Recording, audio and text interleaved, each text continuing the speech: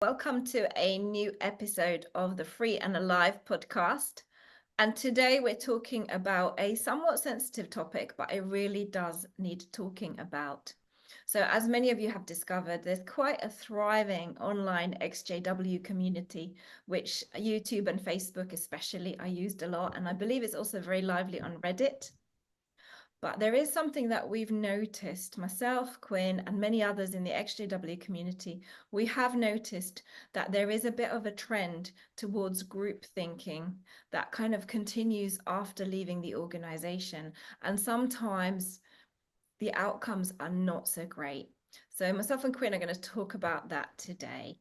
So Quinn, you're quite recently out. What were your first impressions of the XJW material out there? So it definitely was very helpful when you start to wake up and there's so many different channels, so many different styles, and I thought it was very informative. And I'm very grateful for the XJW community, and I feel that I make videos partly to also give back, to take part in the great work of bringing Watchtower down. But as far as some of the pitfalls, and it is kind of a touchy subject, as you said. Um, some of the pitfalls that I noticed right away is that. So let me put it like this. So basically, Jehovah's Witnesses are really good people at heart, but they're being brainwashed by a very narcissistic organization. So that all of us, when we walk away from this organization, we're going to have certain traits and tendencies. And one of the things about being a JW is that they train us to be manipulators. So, like, for example, when we were out preaching, we were trained to manipulate people, manipulate the household, or try to get invited in their house. We have Bible students, like we use a lot of manipulation to try to like get our way when we're Jehovah's Witnesses. And I think that some of those traits, if they go unchecked when we leave the organization, some of us may still have those type of tendencies. And one of them is, I would say, like the group think. In the witness world, you try to manipulate people to think the way you think about everything. And I have noticed that with the XJW community that sometimes there's those out there that still have that group think where if you have your own belief, they'll sometimes still try to correct you. And one example I can say, and I won't get deep into it, is when it comes to so-called conspiracy theories. Um, there's a lot of things that basically people just don't trust the government on. Doesn't mean that you're a conspiracy theorist, but say the pandemic, for example, there's things that people just don't trust about it. And I noticed that some XJWs will go out of their way to make entire videos making other XJWs feel that you're foolish if you believe in conspiracies. Or say like the big one on if there's any connection with Freemasonry and JWs. Well, Freemason symbols were on the actual watchtower. So that's not a debate. It's literally on the watchtower in the old magazines. But for some reason, some still want to go out of their way to make other XJWs feel stupid. Like, oh, you shouldn't believe in conspiracy theories, and this is why. And oh, it's stupid to believe there's a connection with the Freemasons. But here's I guess where I'm coming from with that is that it's okay if you individually think that it's stupid. If you think that the idea that there's any connection with Freemasons is stupid, great. That's perfectly fine. Um, if you think that there's no conspiracies with, say, like other secret societies and symbolism, and that's perfectly fine. But what I think the problem is that when XJWs leave the organization with that maybe group think mentality where they want to try to control what other XJWs believe and think. And I think that is something that is a pitfall because that's what got us in this trouble in the first place with Watchtower is group think, right? Being told what to think, what to believe, who to hate, who to judge, who God judges. So one of the greatest things about leaving JWs is freedom. Um, so I just think that's a pitfall to watch out for. And again, I'm not judging anyone. If you think conspiracy theories are nonsense and stupid, if you think the idea that there's any connection with Freemasons is stupid, that's perfectly fine. But If you do believe in conspiracies, for example, say the flat Earth. Personally, I don't think the Earth is flat. Personally, I don't. But if another XJW thinks the Earth is flat, so what, right? I don't need to make a video to try to make them feel stupid because you think what you want to think, believe what you want to believe. Um, and so that's just one aspect that I see that problem is with groupthink, especially when it comes to whole like conspiracy stuff, questioning the government or questioning the pandemic. Um, so I don't know. What are your thoughts on some of that? I think it's a little bit of a tricky one because some conspiracy theories, there's a bit of truth in them. That's why they exist. But I think that the danger when you leave witnesses is this is what you have been trained to think. You've been trained to think that you should be with a group of people that all think like you. That's what needs to happen. You need to be in a group that all think like you and all work for the common cause. And another thing is you're used to thinking, I know things other people don't know. So you can see how any conspiracy theory is immediately going to appeal because the whole thinking behind those kinds of groups and thinking is that we know things other people don't, and we're therefore like a little bit special and privileged. So I think there needs to be a real caution that you, like you said, don't get sucked in once again to listening to what another person says, treating what they say as gospel, as some kind of ultimate truth. But no, I think once you leave the organization, it's recognizing that in some ways my thinking is very juvenile, because it will be, especially if you're born in, you were never encouraged to really think for yourself. I need to figure life out again from scratch. And it's okay to be uncertain for a while. A lot of people leave and they decide there and then that because these men who claimed to represent God, who claimed to represent the Bible, lied and manipulated and treated us badly, there can't possibly be any God. Now, if that's what you want to believe, that's okay. But what I see a lot in the XJW community is people that are so traumatized, so hurt by this kind of religious abuse, spiritual abuse, that they outright attack anybody with any shred of faith left. And they constantly post really kind of, I don't mind so much when they post things highlighting the wrongs of the organization. I think that's fair enough. You've got lived experience of that. But when they then start to attack everybody from that kind of atheistic corner, I just think, well, you've just flicked a switch and you've gone from trying to preach to everybody about Jehovah and God's kingdom and the organization jw.org, which used to be the thing you were promoting. You've just flicked a switch and now you've decided there's nothing, but you're still promoting that, and just as vigilantly sometimes. So there needs to be almost like a maturing that takes place, which is none of us have all of the answers. That's impossible. None of us have all of the answers. We're all trying to figure it out. We have a right to think differently and come to different conclusions. That's the freedom we now have. So you've got to learn to respect others' opinions, that they are different. And you know what? Mhm. They can be choosing a different lifestyle, a different belief system, and we can still get on and we can still even be friends.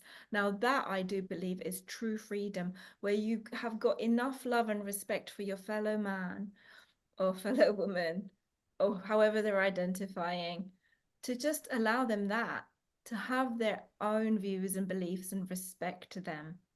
And don't allow your hurt, your upset to just basically turn you into someone who spreads more toxicity. And I like what you said too.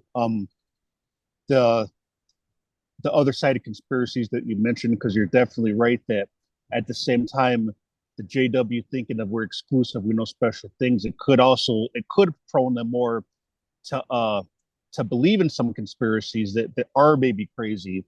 And I think the key too is that realizing that we could get swayed either way. We can let other people make us believe in certain conspiracies because they're thinking for us. They're saying, "Oh, this is what it is." And at the same time, we can let other people tell us, "No, you're stupid. Don't believe in conspiracies. That's stupid." And I think that the key is realizing that we as human beings are smart. We're intelligent. The human brain is incredible. They say that like we have like the power of like, I can't even think of a number, but like our brain is so much more powerful than like the biggest supercomputers in the world. They can't mimic the human brain. And even though they tried all this AI stuff, a lot of humans are not reaching their full potential. But the human brain is far more complex than any computer man can make.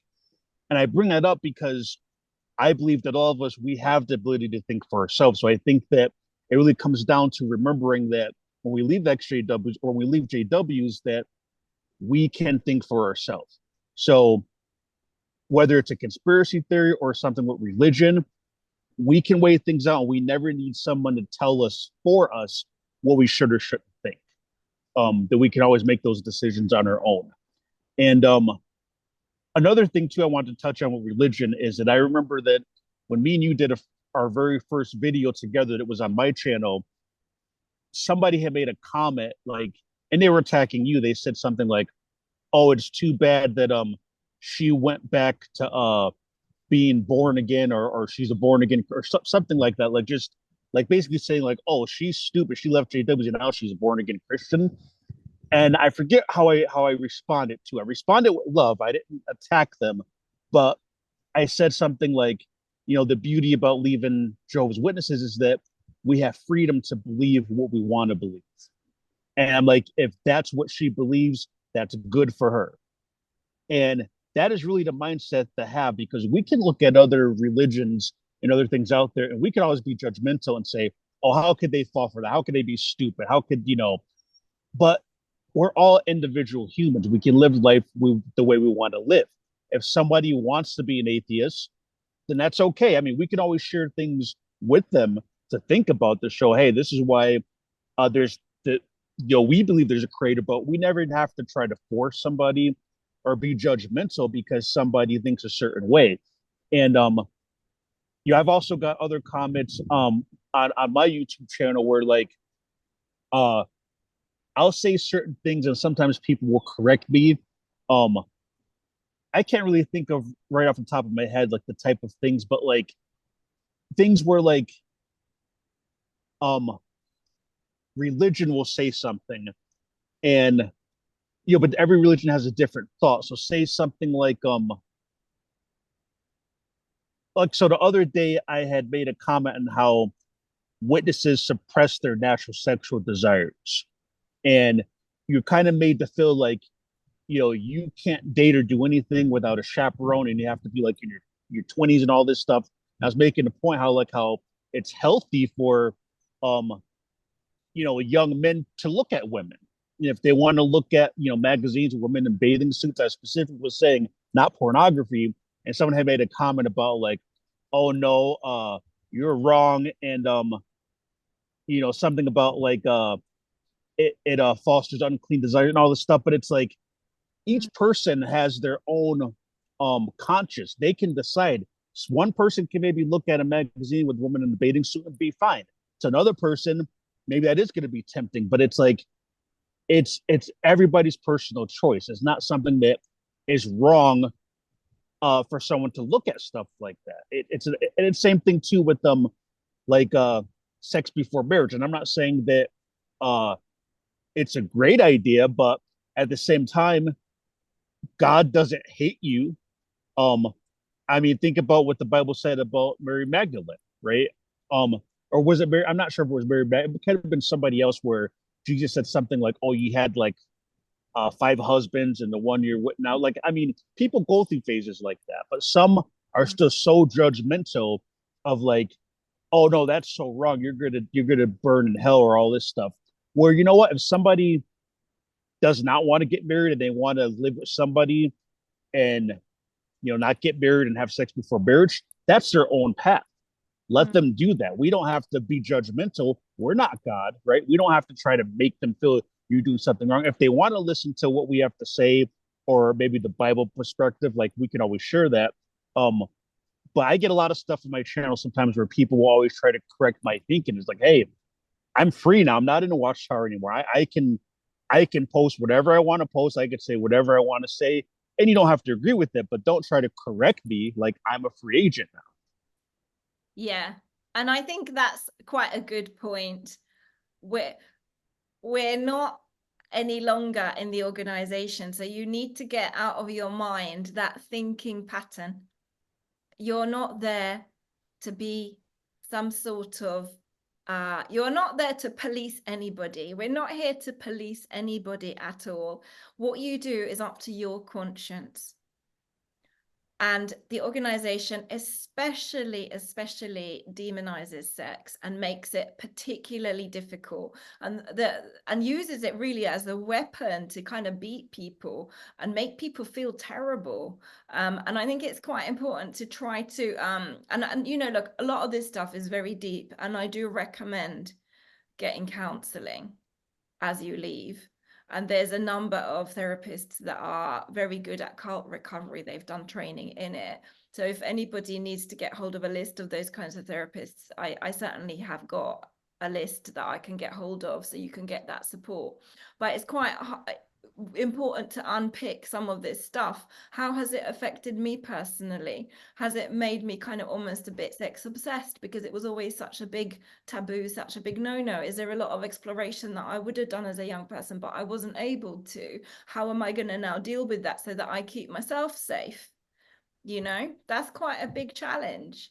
And then the guilt side of it, well, in all honesty, there's a lot of instances in the Bible where immorality does happen for various reasons because we're human.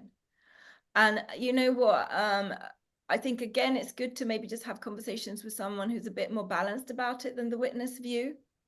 I would say for anyone with a faith, remember there's no condemnation for those who are in Christ. And it really means there's no condemnation. Your sins are covered. Nobody's going to now disfellowship you or give you a judicial. But if you're coming out of the organization, your first sexual experiences with somebody, especially if you're not married, yeah, you might feel guilt. You might feel kind of all kinds of things about it. And again, you know, it's figuring it out. And I think what helped me a lot when I left is my thinking was, I've moved to a new country and it's different rules and I need to learn how things work. And certainly for me, the dating hookup culture has been a shock. I knew about it, but the reality has been a bit of a shock. I personally chose to, you know, to the extent possible, still respect those Bible moral principles. I think there's a lot in them. I wouldn't hold to them as rigidly now as a witness, but there's still value in them. So you might want to pick and choose what you adhere to. So, you know, you might not wait until you're married, but you might wait until you're in a well-established relationship where the person is respectful and it's healthy before. Like, I don't know if we should go into this too much, but what I'm trying to say is all these areas are going to be challenges once you leave, and you shouldn't try to tell other people what to do, because if you're trying to tell them what to do, you're basically setting yourself up as a cult leader again. You're trying to become governing body all over again, and heaven forbid none of us want to be putting out that energy. And I think that's maybe something to consider. So the more you work on yourself and getting your mind kind of open to things, the more you're going to attract some really great new people into your life. Wouldn't you say, Quinn? Because I know you're quite interested in things like the kind of energy and vibe that we put out and its effects on those around us. Yeah, so one thing is I've definitely studied a lot the law of attraction and manifestation. And something right away like, oh, that's all demonic and all this stuff. And yeah, you can find information online that says that's demonic. But you can also find information online that's saying that these things have been practiced for thousands of years in a lot of ancient cultures. And I think that like that there's a lot of things that when we explore ourselves, we can make our own determination on what things are. We don't have to be told, well, that is demonic. And in some cases, we may find that something is demonic. And sometimes it's a situation that we have to go down that road to learn. We have to we have to explore those things on our own.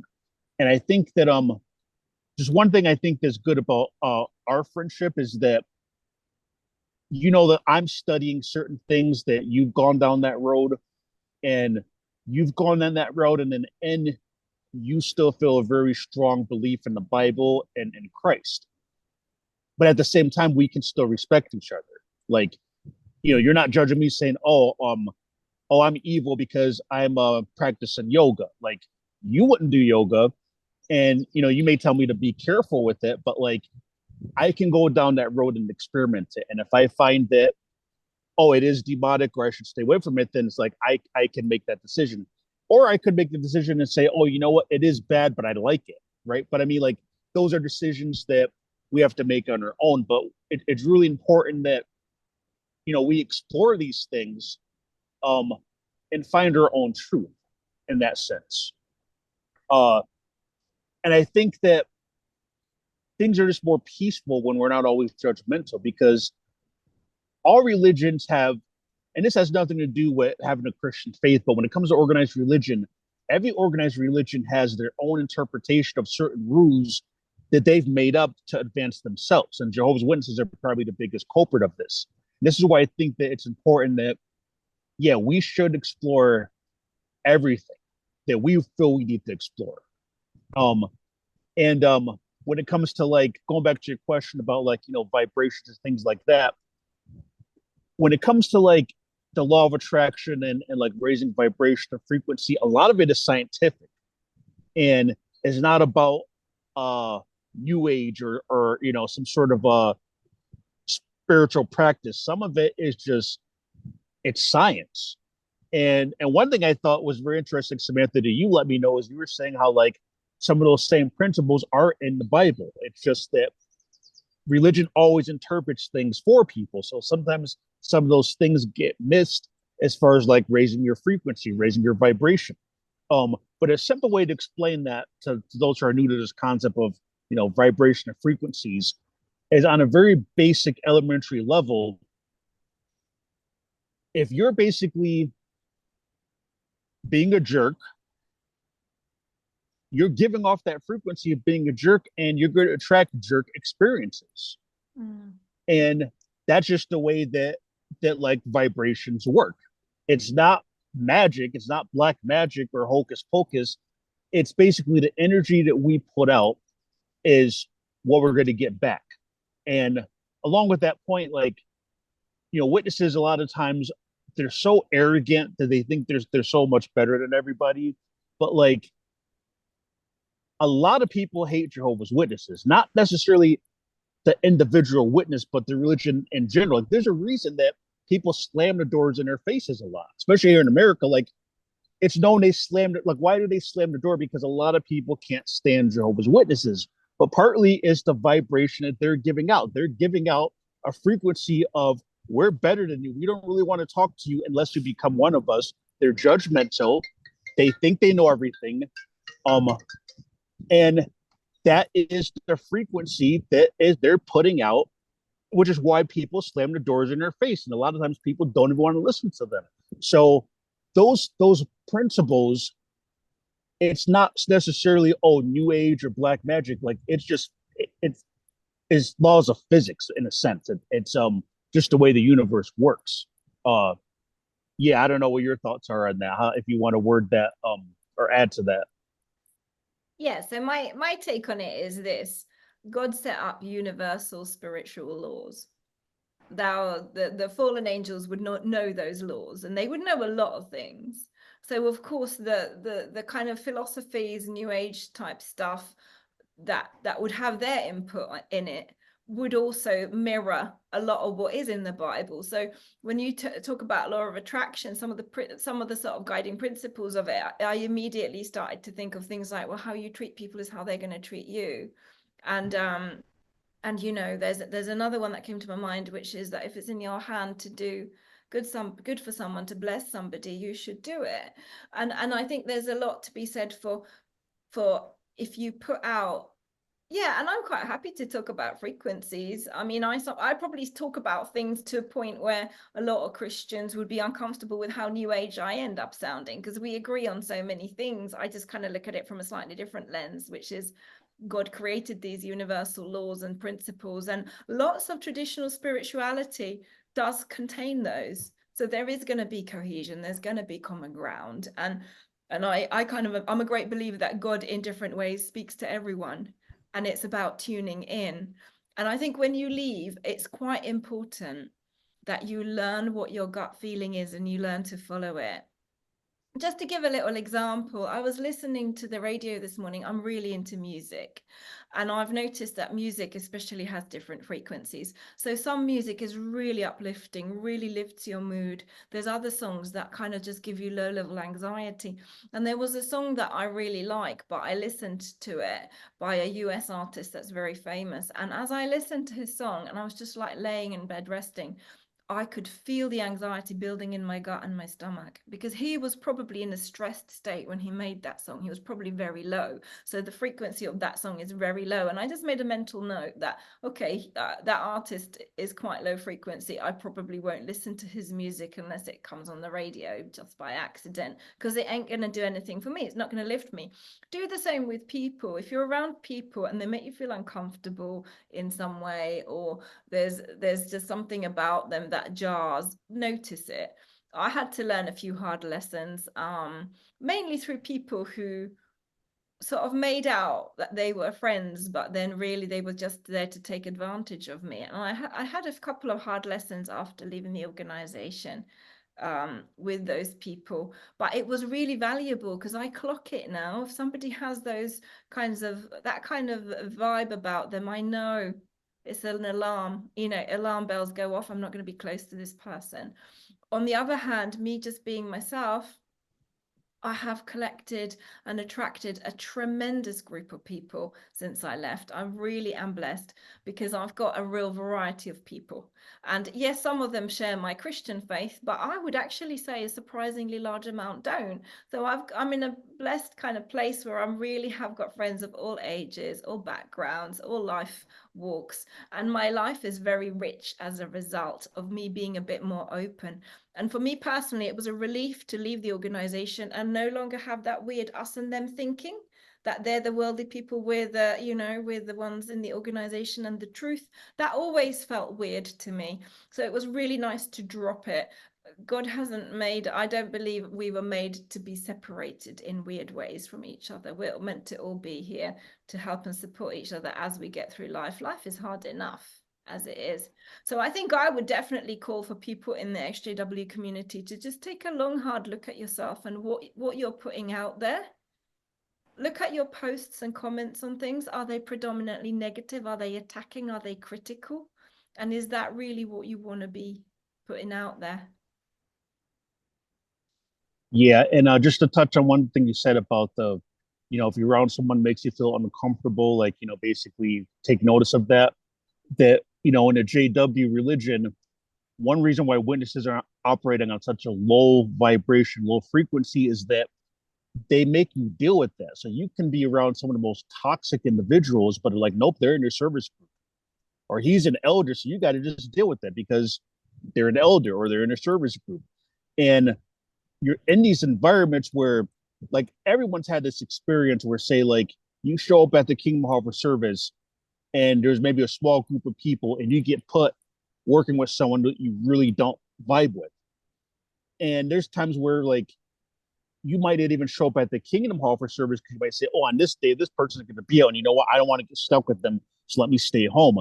And all that is stuff that the witness organization, it makes you lower your vibration because that's like your natural compass. Like how you put it, Samantha, basically, like, if you're around someone that makes you feel a certain way, it's because the frequencies are not matching and there's something toxic about your two frequencies mashing. It doesn't even mean that you're being judgmental. It's the fact that those two frequencies are just not operating. It's like there's certain, even like when it comes to certain spices in the kitchen, certain things just don't match together. It doesn't mean one is better than the other. It's just like there's certain things that, they don't go together. So don't put them together or it's going to taste like crap. And same thing with people. So it's not even about being judgmental. It's like, if you feel really uneasy around somebody, then no, you shouldn't be with them because it's going to put you in that low state. And one of the, again, best things about leaving the organization is that you can use that compass. If somebody makes you feel uncomfortable, just don't hang out with them. That's it. You don't have the elders telling you, well, they're in your service group or they're Jehovah's friend. Another thing about the frequency I just wanted to touch on when you mentioned music is that I don't know how to measure music, so I can't say, what hurts the the kingdom melodies are on. But I will say that Minus Jehovah's Witness King, 5,000. yeah, I would say minus but 5,000 because they really do not elevate you. oh no. There's one or two that I believe have some positivity about them, but Mm-hmm. the majority are actually kind of designed to, again, just depress you. Mm-hmm. And the thing is, I'm going to say something that's going to sound maybe arrogant when I say this, but it is a fact that their music is on a low vibration. This is what I'm going to say. It is a fact. The results speak for themselves. High vibration music raises people. There's a reason when you go into the Kingdom Hall that half the people don't want to sing, and the other half are just faking, right? Or they're using the bathroom as soon as the song starts.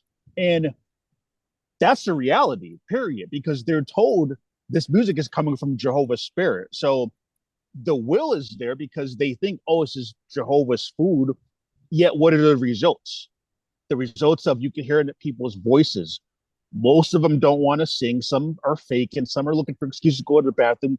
And you can just, I mean, some congregations are better at singing than others, but there's a reason that you have so much resistance with those songs. Um, and they're depressing, they're low vibration. Um, a lot of it is for the future. Like basically, their whole thing is Jehovah's going to fix things in the future. They're going to be in paradise in the future. There's some even about suffering. It's very low vibration. And one time they had a study article about singing to try to get them to sing more. It was called, I think, "Make a Joyful Sound" was the name of the article. You don't have to have watchtower lessons on music that's naturally high vibration. When you got to make a study article and you got to try to manipulate them to sing while singing them, this is singing the praise, and it's low vibration. And again, I say that in effect because the results speak for themselves. Anyone that's not familiar with this, go to the Kingdom Hall. You don't even got to stay. Go to the Kingdom Hall and just listen to the opening song and look at people's faces, listen to the different voices, and you're going to see how low vibration it is. You know what? I've just remembered something crazy. So my parents that have been Jehovah's Witnesses either all or most of their lives, they both at times remarked on some really nice hymns in Christendom, so-called Christendom. And I can honestly say that since I left the organization, I realized that is a complete lie that all churches have fallen. That's just a lie that cults use to manipulate people. And when I attended some church services, and I've attended both some quite traditional Church of England ones, and I've also attended some kind of more kind of evangelical charismatic ones, the music is what really lifts you when you attend those, because the music is uplifting. And that's how you basically really, because like you said, music always has a spirit attached to it. The kingdom melodies are incredibly depressing. They are not channeling Holy Spirit. I'm sorry to say they are not. They're channeling something way darker, like you said, on a low vibrational level. I've gone to church services just for the music because I feel so incredible afterwards, and that's the bit that's lifted me up. And what's interesting is most services the music goes on at least 20 minutes. It's not 3, 4, 5 minutes, at least 20, because by that point everybody is lifted up. Everybody's Mm-hmm. lifted up, and they actually call the music part in a service worship. That's your primary way to praise God, and you want to do that bit. I sometimes start to switch off during the sermon only because it makes me think of JW meetings, because then they start to get into something, even if they're saying things that are completely correct. But it's interesting how the frequency is an important thing. And another thing I would say is, find groups of people and find things to do that do uplift you. Maybe you start to do a lot of exercise. That might be quite a good antidote. Look after yourself. As a witness, there's never been time to do that. And also, what I found when I left is I found some of the XJW channels helpful initially, but then I took a very decided step away because I started to realize that you can get kind of trapped into just obsessively going over the same things again and again. And if I do that, my life is not going to move forward. I'm not going to heal. I did want to share something that happened to someone I know who left about a year after me. this person left the witnesses, and within 2 weeks they were in another cult. They had joined another cult within 2 weeks of leaving. So it is normal when you leave to feel anxious and displaced. It is really like you need to really focus on reminding yourself that life is going to carry on. Lots of people are not witnesses. They live full lives. It's possible to leave and get your life together. Remind yourself of these facts, and also not to jump into anything too quickly, you know, because this person within 2 weeks was involved in another group, more kind of on the line of political activism, but there were so many similarities. They also held regular meetings. They also have had very strong views on how you should live, what you should do. A lot of their views were really kind of a little bit almost like anti-society. So they would teach you that you don't need to pay your bills, that you have rights to not pay your bills, that you can't trust any politicians, that everybody is. There was a lot of actually kind of similarity in some ways to witnesses, and this person went fully into this other cult. Yes, it kept the person very busy, but I could see that their thinking kind of got warped from one direction to another, but the remaining thinking was, I'm in a special group that knows things other people don't, and I need to preach it. And what was even quite interesting is this person came to a meal that was arranged for a birthday of mine, where there was people with lots of different backgrounds. And at the end of it, this person was handing out a magazine. Can you believe it? They were actually doing kind of ministry. And I kind of thought it was quite funny that they were handing out these magazines. But another friend who's got a witness background later said to me, did you notice that it's a magazine linked to a known cult? That the BBC radio has covered this and sent me information on it. And how crazy is this? The magazine the person was handing out was called The Light. So instead of Awake, it's The Light. And above The Light, it says The Uncensored Truth. So can you see how crazily similar? So this person was obviously in very much a need of a cult mindset. Rather than doing the work on themselves and asking, why do I feel such a strong need to belong to a group with a very kind of dogmatic approach to things? Why do I feel the need to belong to that? What is it about me?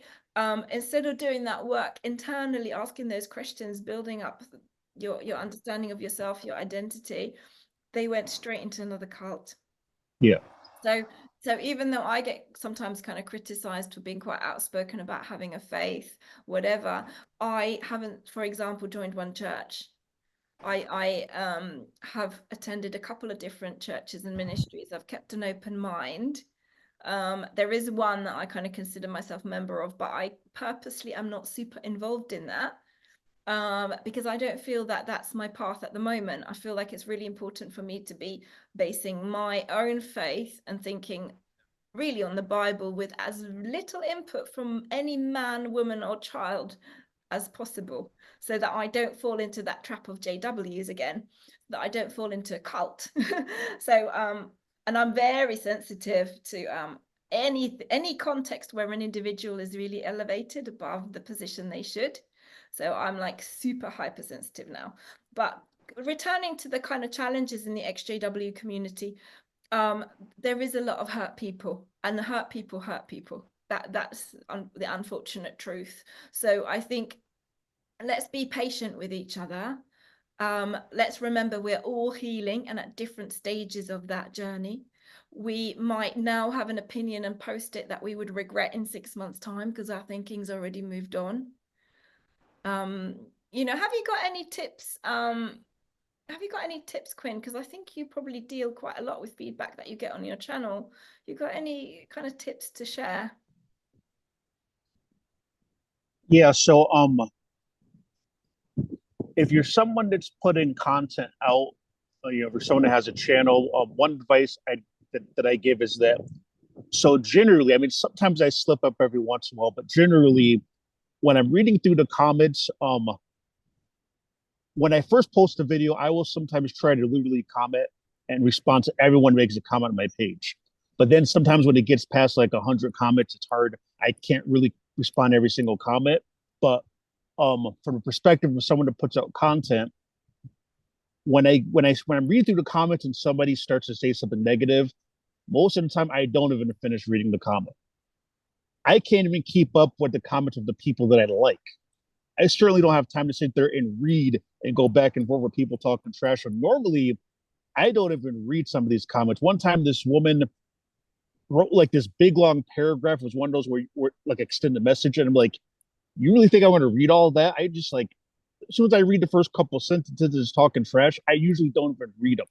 Um, every once in a while, I will read it if I think that like maybe they're really misguided and they misunderstood. So I may try to explain, hey, uh, I'm not like an apostate or something like that. I'm not. I'm just telling the facts. Like so every once in a while, if I think somebody's really just misguided, I will respond to it. But most of the time, I don't even respond to those people.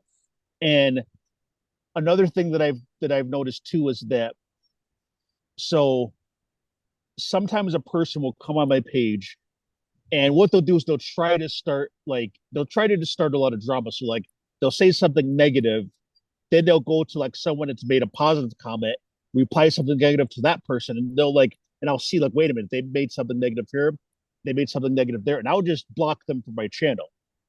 And not that I'm afraid to debate with anyone, because I will say this, just being confident with myself, I'll destroy anybody that comes on my page and tries to say something stupid because I always come with facts. So, I mean, I could make an entire video and just destroy somebody with a stupid comment, but like, I don't stoop to that level. That's the thing. So when I see that somebody is just trying to start trouble, I just block them from my channel. I don't even really engage. I just block them. And so that's one piece of advice I want to give to those that are putting information out, like videos out.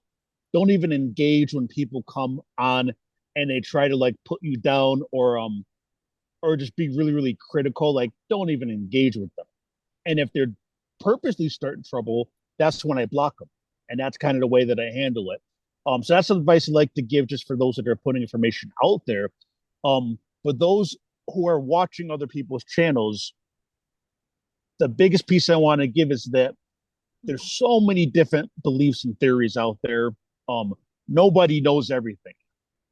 Nobody knows exactly who's even running Watchtower. I don't think the governing body is really running things, but I can't prove that. So just remember that when you're listening to other people's videos and you're taking all this information, just remember that groupthink is what got us in this trouble with Jehovah's Witnesses to begin with. That's why we lost our lives to this religion, because of groupthink. So just remember that everybody is smart. Everybody has the potential. So we can decide what we want to believe and what we don't want to believe. And I would just kind of stay away from maybe XJW channels that are trying to make you think that this is stupid to believe this or to believe that. And just going back to the conspiracy thing, just an example, I don't think the earth is flat. But if you want to think the earth is flat, that's okay. Think the earth is flat. You don't need anybody telling you you're stupid for believing that. Any XJW that sets himself up like that, where they're telling you this is stupid, believing in conspiracy is stupid, just be aware of that, because that's the same trouble. That's the same type of situation that got us in trouble at Watchtower to begin with. So just take in the information and decide for yourself what you want to believe, and don't judge others for believing in things differently than we believe. Yeah, this is it. So I think we're kind of calling for a reasonableness and greater tolerance for the fact that we are going to have different views. Don't attack and belittle others. I feel like I'm talking, I know this is, I feel like I'm talking to a group of very young people, but in fact we could learn a lot from young people of today. So if you talk to the really young generation, they are actually really good at this, because the way the world's going, they're now kind of very open to the fact that they're going to have friends who are questioning their gender identity and sexuality. That's kind of the world we live in, and those can be very heated topics. And there's also many coming out of the organization that have struggled with those types of things, and they've never been able to talk about it with anybody. So just be respectful that people that come out often have a lot to deal with, and we're all kind of in it, struggling in it together. Really notice your own behavior. Are you trying to push your views on others? Are you trying to set up another cult knowingly or unknowingly? We all have transferable skills. We know how it's done. We've learned from the best by being part of one. So I think it's just being aware. I have kind of gotten to a comfortable place where, and probably being a counselor has helped, because I just know that everybody does struggle, whether they've been witnesses or not. Life is kind of at times a struggle for everybody, and that's okay. We don't have to have it all figured out, but just make sure that you fill your mind and your life with, at least to some degree, positive stuff. Think of your own coping mechanisms. What am I doing to cope? What am I doing to heal? What am I doing to look after myself? And what are my limits? It might be that you're the sort of person that does need to be around people. Well, how can you fulfill that need after leaving the organization? Where can you meet kind of people to spend time with, and it's kind of a safe place to be? I would say often volunteering for charities is a lovely way to fill that need, or getting involved in some project locally that you really feel strongly about, because we can now kind of get involved and do things that we didn't previously feel we could, whether it's developing a new skill, whether it's campaigning for a cause, whether it's kind of doing charity work. There's a lot of really interesting, maybe you want to study something again and change career. You kind of can do it, and I'd say any age you leave at, there's still things you can do. Enjoy life, make your life count, find meaning in it. I think that's quite important for anybody who's leaving the organization. And if you are spending a lot of time getting drawn into online debates and attacking people online, well, then you've got aggression that you need to kind of sort out what that's about and channel it in some other way, in some more constructive way. I think certainly as someone who's had online attacks, and some from exjws, unfortunately, it just kind of makes you think, well, these individuals are incredibly unhealed and toxic. They're allowing themselves to just be used to spread misery. Sometimes I think maybe it would have been best if they stayed in the organization, because at least then they're kind of just locked away. But it's actually gotten that bad sometimes. But ultimately, we want people to come out and, like I said, become free and alive. And like Quinn said, if somebody is causing you a lot of problems, if they're doing it online, they probably wouldn't ever have the guts to say it to your face. So remember that that's a very, very kind of cowardly place to air your views. And just block them. Technology allows us to block individuals. Use it for your own sanity, your own peace of mind. And yeah, fill your life with things that do contribute to your healing. I think that's a really, really important one. I think, you know what, Quinn? I think we've kind of covered most of it. I think those are the common pitfalls. Be really aware that you're going to be drawn into groupthink again, and that you have to be really consciously aware of that. And also, you're going to be very likely to drawn back into the black and white thinking. I'm just going to mention one example as well that I came across. This is now for those who still have a faith. I encouraged somebody to visit some local churches. They visited a local church, loved it, thought it was brilliant. Then they had a conversation with the pastor about Trinity. And because the pastor believed in a form of Trinity, this person said, I can't go back. And I said, but you're not asked to teach on it. No. Basically, with churches, you can attend them and not agree on everything. Okay. A lot of people that attend that church would probably explain God and Jesus and the relationship in exactly the same way as you out there, as someone who doesn't believe in Trinity. And you can still go and worship God, worship Jesus, enjoy the music, and not have to agree on everything that is being taught in that place. Apostle Paul said there will be divisions among believers. So that was always going to be a thing. If you read the Bible, it says very clearly, Ephesians chapter 4 explains that Jesus gradually puts believers towards having greater unity. It's a process. We're not meant to all agree right now. But I was sad that just that one thing that he couldn't agree with the pastor on meant that he stopped going to a place that would have otherwise maybe provided a bit of a community and a faith-based community that he'd now left, leaving the witnesses. So, you know, sometimes we're our own worst enemies. You don't need to be in a group of people where you agree 100% with everything. That was the witnesses. And we're no longer in that space. So you can disagree now, and you can still spend time with those people. You can still even worship with those people. Yeah, so that would be something, another thing I kind of noticed. That it is really, yeah, live and let live, I guess, is the principle. Very well said. And just a side point that I just wanted to add is that we really appreciate the group of subscribers that we do have.